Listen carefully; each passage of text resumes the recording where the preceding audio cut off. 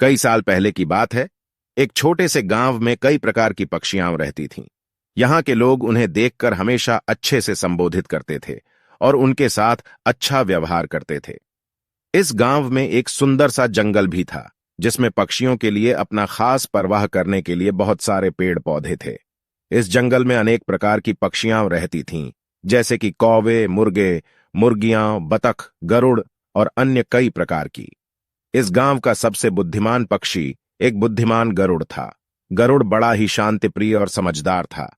वह गांव के बच्चों के साथ खेलने का शौक रखता था और उनके साथ कई मजेदार खेल भी खेलता था। गरुड़ के साथ रहकर बच्चे बहुत खुश रहते थे और उनके साथ विभिन्न तरह की कहानियां भी सुनते थे। गरुड़ ने उन्हें यह सिखाया कि सब पक्षियों के साथ अच्छा व्यवहार करना चाहिए, चाहे वो छोटे हों या बड़े। एक दिन गरुड़ गांव के परवाहकर्ताओं के साथ एक बड़े बच्चे के पास गया। बच्चा बड़ा ही उत्सुक था और गरुड़ के पास आकर उससे एक सवाल पूछा।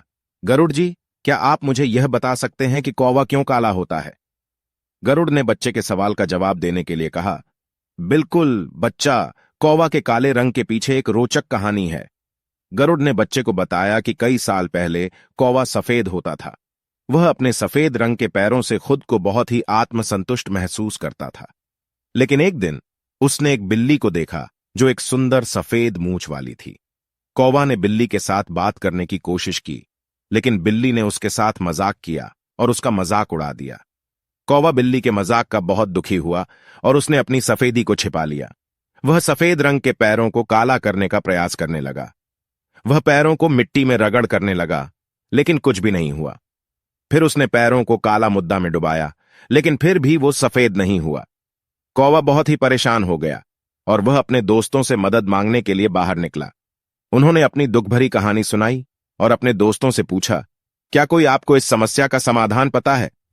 कौवे के दोस्तों ने उसे यह सलाह दी कि वह अपने असली रंग में ही खुश रहने का प्रयास करे और अपनी अद्भुत प्रकृति के साथ गर्व करे।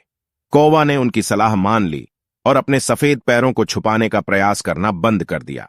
वह फिर से अपने सफेद पैरों को प्रकट करने लगा और खुद को जैसा वह है वैसे ही स्वीकार कर लिया।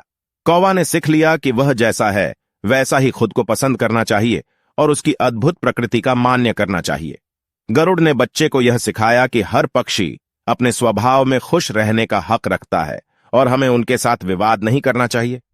गरुड़ ने बताया कि हर पक्षी का कोई न कोई विशेष गुण होता है और हमें उनकी महत्वपूर्ण भूमिका को समझना चाहिए। इसके बाद गरुड़ ने बच्चे को एक और महत्वपूर्ण सीख दी। बच्चा, हमें हमेशा दूसरों के साथ अच्छा व्यवहार करना चाहिए।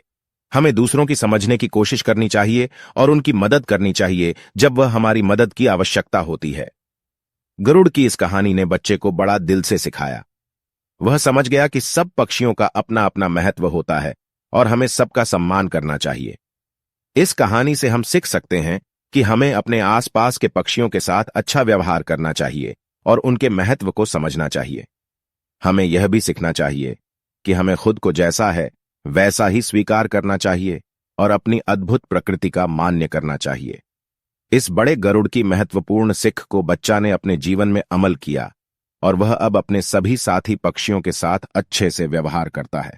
उसने यह भी सीखा कि सबका समय आता है और हमें दूसरों की मदद करने का भी अवसर मिलता है। लाइक करें और मेरे चैनल को लाल बटन दबाकर सब्सक्राइब करें।